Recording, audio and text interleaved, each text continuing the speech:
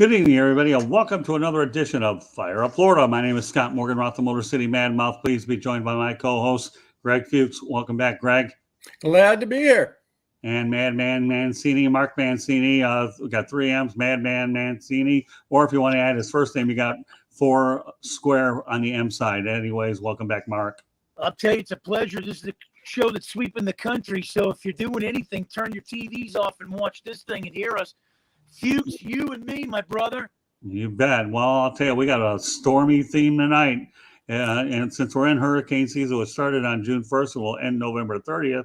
We're going to be talking about the enduring Miami Hurricanes. If you wonder what that means, well, we're going to talk about here at the beginning of the show. We're going to talk about 3 Miami Hurricanes that overcame major injuries in college, had excellent careers. And we're going to lead off with a guy who recently retired named Frank Gore. Gore retired last week. And he actually went out there. He's played for the San Francisco 49ers, Indianapolis Colts, Miami Dolphins, Buffalo Bills, New York Jets. He's a 5-time Pro Bowler, and he has the most games ever played by a running back with 241. And when you talk about a guy like him, he retired as a 49er, and he left as the third leading rusher ever in NFL history, ahead of Barry Sanders, with 81 touchdowns, 484 receptions, 3,985 yards. And if that wasn't good enough, he had 18 touchdowns and 39 years of old as well. So the guy could catch the ball and he could certainly run it. Now, what happened to Frank Gore is he endured 2 ACL injuries in college. He was a 2005 third-round pick of the San Francisco 49ers, 65th overall. Durability was a question mark, but I'll tell you one thing. Obviously, that didn't prove to be the case, right, Greg Fuchs? Frank Gore is a survivor in every sense of the word. Yeah, I mean, the one thing that jumps out to me when you talk about Frank Gore, as you mentioned, the 2 ACL injuries, which caused him to miss 1 season in its entirety. And I think one other year he played 3 games, got hurt in the 4th game. But he was extremely durable in the NFL. Did not miss a whole lot of games. And he was a 3-down running back. I remember his days in San Francisco. And he had, I think his best season in the league was actually his second year, almost 1,700 yards. But incredibly consistent. He had I think it was 11 or 12-year stretch, anywhere from 960 yards to almost 1,700 yards every season. Just a very talented back. Now, if someone asks you, give me the top 3 running backs of all time, Frank Gore is probably rarely going to be mentioned, but he's in the discussion for the top 5 or 10 running backs of all time. Well, the one thing about Frank Gore is a multi-purpose back. Being a Detroiter like I am, I always wondered what would happen if Barry Sanders could ever catch the football instead of run. Because if you get Barry Sanders out in space, who knows? He can talk about running the races. He could, but Frank Gore could do both. He's a good receiver as well as a running back. Mark Mancini, being on the West Coast like you are, I know that the Rams saw plenty of them, when he played with the 49ers. What's your take on Frank Gore and the career that he had? Well, I think he had a good career. Longevity comes to mind. I mean, that's the first thing. But would I put him up there with an Earl Campbell? Would I put him up there with an Emmitt Smith? Would I put him up there with an Adrian James? Those type of, running backs? I don't know. I mean, I think he falls in another tier. One of the best running backs I ever saw, and he was probably my top 2, was Earl Campbell. I mean, that was a bruiser, man. And the only guy that comes close to Earl Campbell and is on that upper echelon of great running backs of that yesteryear would probably be Derrick Henry. That's where I'm looking at. But Frank Gore was, it's one of those guys. It might be one of those things where you look at top left-handers. You look at Frank Gore like you look at Tommy John. He was a good, great left-handed pitcher. But was he a Randy Johnson? Was he a Tom Glavine? No. Just an opinion. Yeah, but as I have said many times, the best ability is availability.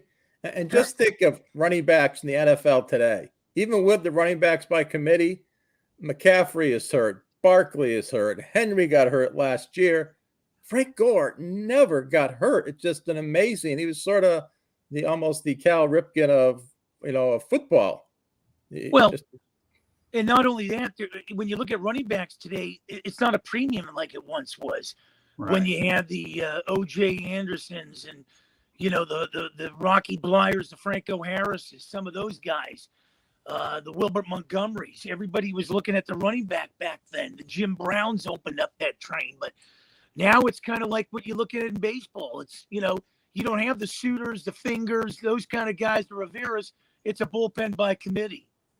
Well, what's interesting, though, when you look at where his draft position was, Joe Montana was taken in the third round by the San Francisco 49ers. And now you're looking at Frank Gore, by the way, who was taken in the third round by the 49ers. So you want to talk about the ultimate irony with the same club picking in the third round. I think the 49ers have had pretty good luck with third round. Draft. They do. I mean, Joe Montana, how did he do? Let's win a few Super Bowls.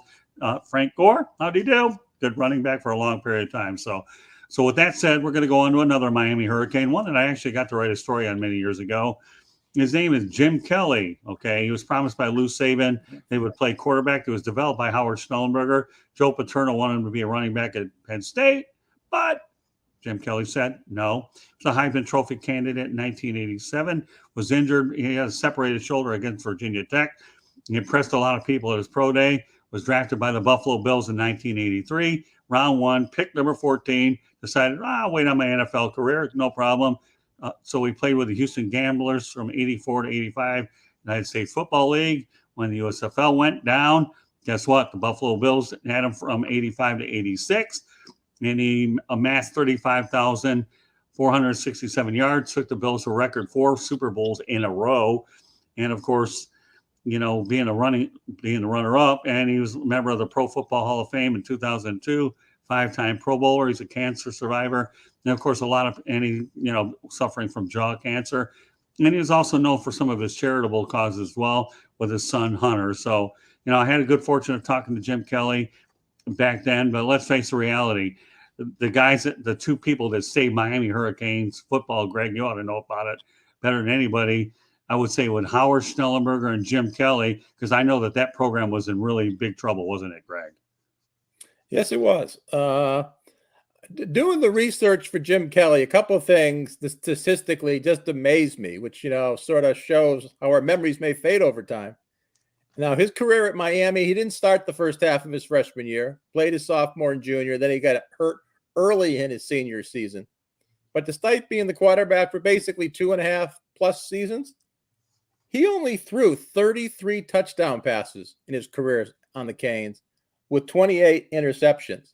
But I remember him as being an extremely good quarterback. So I don't know if it was just the case of, Mark was talking earlier about being more running back focused, a lot more running the ball, a lot less passing back then. Rules weren't as favorable for the passing game.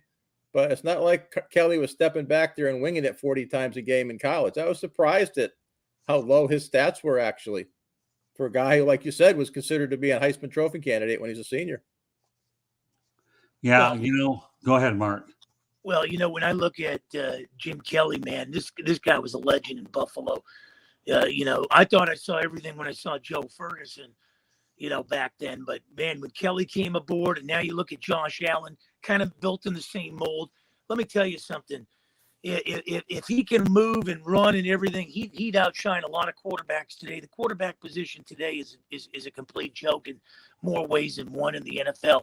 You look at these Zach Wilsons, you look at these Justin Fields. These are 15 minutes of fame type of guys. They don't nurture them. They don't build them up. They don't go through the system. And when you look at Kelly, when you looked at Fran Tarkenton, when you looked at Johnny Unitas, when you looked at these throwbacks, man, even Roger Staubach, I mean, it'd be hard-pressed to find good quarterbacks. And I believe, if I'm not mistaken, that Kelly came out of Western Pennsylvania, too. Well, he did. Again, he's a Pittsburgh boy. I believe. There's quarterbacks come out of Pittsburgh. They might drive down to Miami, but they come out of Pittsburgh. Yeah, well, I'll never forget the time when the Miami Hurricanes defeated Penn State. Greg, do you remember that game? I think it was a nationally televised game, and it drew a lot of big attention out there as well. I just want to let everybody know that once again, let's fire up Florida. My name is Scott Morgan, North Motor City Madmouth. Please be joined by Greg Fuchs and Madman Mancini. I also want to point out that Fire Up Florida will also be adding a couple of days as well. We're going to be doing Thursday broadcasts as well, a couple times a month, and Fire Up Michigan will also be rotating on Thursday. So you're going to have an opportunity to enjoy all these shows here on Thursdays as well. And also later on tonight, the debut of Fire Up Wisconsin. Candy Ebling, Eric Katz, myself, and Mark Mancini will be a part of that as well. So I know Candy's looking forward to seeing this show debut. She does a wonderful job for the South Florida Tribune, the way she puts all the content up there to the broadcast as well. So, and Eric Katz is a frequent contributor to the 108 Stitches Baseball Talk as well. I should also point out to folks that when you want to find our broadcast, you can actually subscribe to the South Florida Tribune YouTube channel, and we encourage you to do that. Or you can visit www.southfloridatribune.com and also follow us on Twitter at Tribune South to advertise. Feel free to call us at 954-304-4941. And the audio portion of the show can actually be heard on Spreaker, iHeartRadio, Apple, Google, Spotify, or wherever you get your podcast. So there's a lot of different ways that you can view it, listen to it. So whether you're in a cab, whether you're in a bus, whether you're in a subway, or whether you're on a train, there's a lot of different ways to do that. So again, really looking forward, Mark, later on tonight for Fire Up Wisconsin, and of course, Fire Up Michigan and Fire Up Florida. We'll be also adding episodes on Thursday night. It'll be a little bit earlier, 7 o'clock Eastern time, and those will run to approximately 8 Eastern time. So go ahead and look for the updates as we go ahead and share them to you. So a little bit of previewing. I'm really looking forward, Mark and Greg, to see what Candy Ebling is like. She did an excellent job there. I know that there's no question that she's been waiting a long time to get this opportunity. So I expect her and Eric to do a great job. Mark, we're going to have to do something we're not used to doing, my friend. We're going to have to just stay in the background and let them run the show. We'll just contribute where we want. And I can guarantee you one thing, I won't lose my voice on Fire Up Wisconsin. What about you, Well, Mark? that's okay. We can rest our vocal cords and still get paid.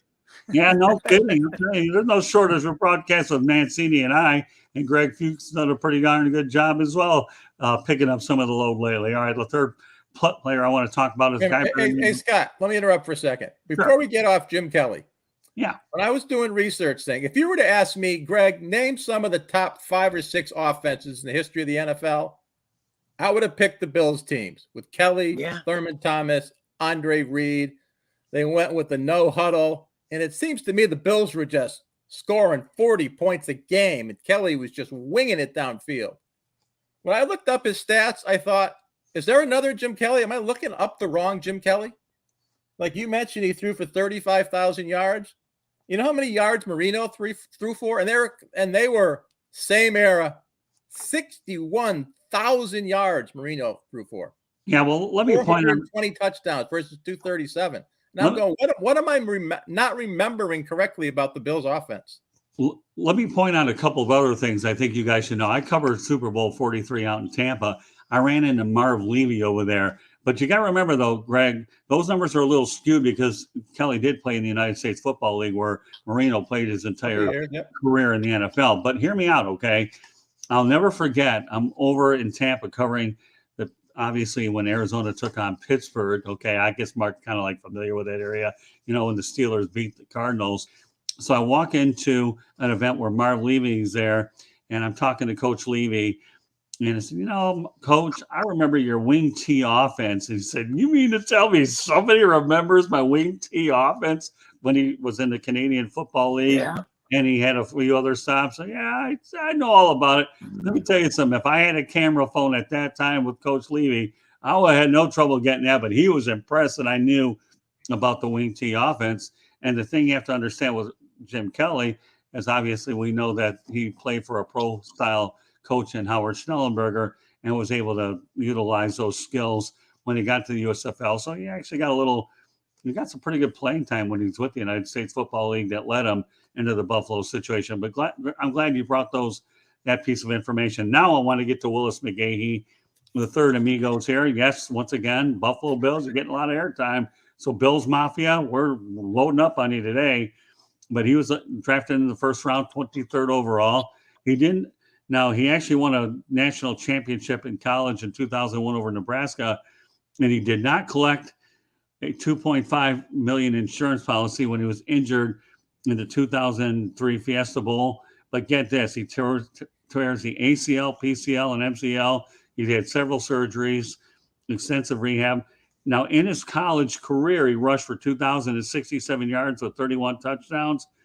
And in his professional career, Willis Mcgahey, he played for Buffalo from 2003 to 6, Baltimore Ravens 2007 to 10, Denver Broncos from 2011 12, and of course, the Cleveland Browns finished up for a year at 2013. But here are the final numbers, okay, for Willis Mcgahey. He 8,474 yards, 65 rushing touchdowns, another dual threat running back, 1,339 receptions for 5 touchdowns as well. So there you have it, another multi-purpose back. You see that reoccurring thing with Miami Hurricanes running backs? They can catch the football, and they can certainly run it. We see that with Gore, and we see it with Mcgahey, and yes, they can survive major injury. Greg Fuchs, senior Miami correspondent here, give some takes on Willis Mcgahey. Yeah, one of the first things that jumped out at me, if it wasn't for Frank Gore's first ACL injury, which caused him to miss the 2002 season, we may not have even ever heard of Willis Mcgahey, because that's the year he became a full-down running back, set Miami records, 1,753 yards, 28 touchdowns, over 100 yards in 10 games. Now, Miami Hurricanes have had a litany of great football players over the year. He may have had the single best season of anybody who's ever played at the U. He was that good that one year. And then he got hurt in the fourth quarter of the 2002 championship game, which every Cane fan knows they got robbed by that referee penalty in the end zone after Canes were already celebrating their national championship. And you talked about his NFL career. He missed his first season because of the injury. I don't think he ever got 100% healthy. I don't think he was ever as strong and fast as he was in college. But he still had a great NFL career. Gained over 1,000 yards, I think at least 4 times. His first year playing, he got 13 touchdowns. And, you mentioned like 8,500 yards almost. That's nothing to sneeze at, especially for a guy who had the severe knee injury that he had. I mean, think about it. Here's a guy that got hurt and still managed 8,474 yards despite missing a season. My God. How much better can you do? How many guys even go ahead and rush for 7,000, 8,000 in their career, let alone the fact that this guy was damaged goods when he got there, and yet he was able to salvage a halfway decent career? More power to Willis Mcgahey, right, Madman Mancini? Well, you're right. It's impressive. I mean, I don't put it up there as about as impressive in 2004 as Adrian Peterson, who almost, I think, ran for 2,000 yards at Oklahoma. But it was impressive. But,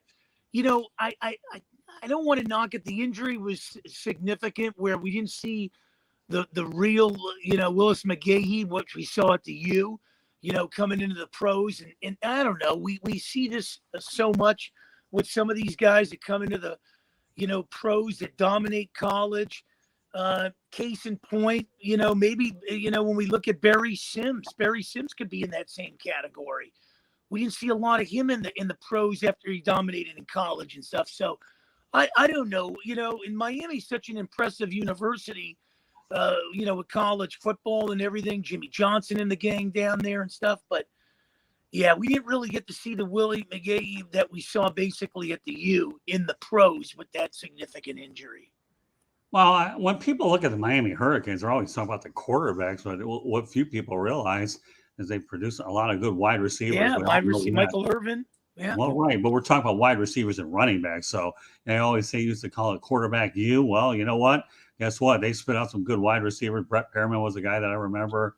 We talked about Michael Irvin, and the list goes on and on. We're not talking about but Scott, for a long time, and you could tell the listeners, and I'm sure Greg will comment on this. There was a stretch there for a lot of years when you never saw Florida State, or a Miami school out of the top 10. Oh, yeah. Well, out of the top 10. I was totally dominated by those 3 schools. Mark, I covered the Miami Hurricanes from 82 to 84, so I know well aware of it. I work with Howard Schnellenberger, okay? And then I followed Howard Schnellenberger to Florida Atlantic University, so I'm well aware of a program that the Hurricanes are. I mean, they were a quarterback factory is what they were, and then you sprinkle in some playmakers, and what do you have? 5 national championships. You have Larry. Well, you've had a lot of good coaches down there too. Well, Dennis Erickson was another coach Yeah. that continued the tradition. And so you had coaches, you had wide receivers, you had running backs, and more important, the quarterbacks. So, Yeah. and you Bernie have 5 Kosar. national championships. Come on, Yeah. Mark, really? And don't forget all the tight ends that came out of University of Miami. Yeah, name a few of those, Greg. Well, you got Jeremy Shockey, you got Jimmy Graham. You got Kellen Winslow Jr. That's the problem Greg with college Olson, football. That's a Bubba problem. Franks. Yeah. And I've always said that's a problem, guys, with college football. That if they had a playoff system back then, Miami would have won a lot more championships, I think. Well, don't get me started what I think that's wrong with college football, because you don't have that much time to talk about it. We got another show following it. So. Well, we should line up the field goal kickers and kick the NCAA right out of that stadium. Yeah, okay. Don't hold your breath, Mark. Okay. I'll go ahead and tell you, when you have time to do an hour show, then we'll figure out the problems with the NCAA football and figure out the problems. And I'm not knocking your time because I know how busy that you are, but their problems are going to stem more than an hour, let me tell you. So. Yeah. No, you're right. But, so folks, just to give you a summary about what we've talked about tonight, I talked about the enduring Miami Hurricanes, Frank Gore, Jim Kelly, Willis Mcgahey, and yes, there's definitely a lot of tie-ins to the Buffalo Bills organization, Miami Hurricanes. So with that said, okay, we have Fire Up Wisconsin following the show here. So Greg Fuchs, why don't you let everybody know how they can get a hold of you? Yeah, you can find my articles on SouthFloridaTribune.com. And on Twitter, you can follow me at GFuchs, at Gregory Fuchs. All right, Mark Mancini is going to join me again for Fire Up Wisconsin shortly. But why don't you let everybody know with this audience, Mark, how they can get a hold of you? We know that you have more podcasts, and I would probably nominate you for the Guinness Book of World Records. But why don't you spit out a few while you have a little bit of time? Well, I'll tell you, I'm so blessed to do these, and it's not so much money comes and goes. I've always said building relationships. You two guys are unbelievable to work with each and every week we do this. I'm so blessed to be a part of XM Sirius 203-217, the Sports Byline, SB Nation, WWDB AM 860 Talk out of Philly, and then the Pittsburgh Pirate Podcast, which I do twice a week, and I'm so blessed and honored to do that. Yeah, and I got to tell you, Mark, in the short time that I've really begun working with you, and I've had a lot of fun doing it. I enjoy doing the show on Saturdays that we look forward to with Bruce Kessinger. I think that's a hoot. That really is a hoot. Those listeners are knowledgeable. Yeah, well, no, we have a lot of fun doing that, but I've enjoyed being on your Philadelphia show. I've also enjoyed being on Peter Blake's show last week, and the list goes on and on. Of course, now we have our own thing as well. So let me just go let everybody know how they get a hold of us, because we have a lot of ways to do it, okay? I want you to subscribe to the South Florida Tribune on our YouTube channel. No cost to do it except that little use of the finger called subscribe, or visit us at www.southfloridatribune.com, or you can follow us on Twitter at Tribune South. To advertise, call 954-304-4941. The audio portion of the show can be heard on Spreaker, iHeartRadio, Apple, Google, Spotify, wherever you get your podcasts. And of course, if you want to email us with a lot of your love notes, suggestions, and those people that email us would never know. You might be a candidate to come on the show.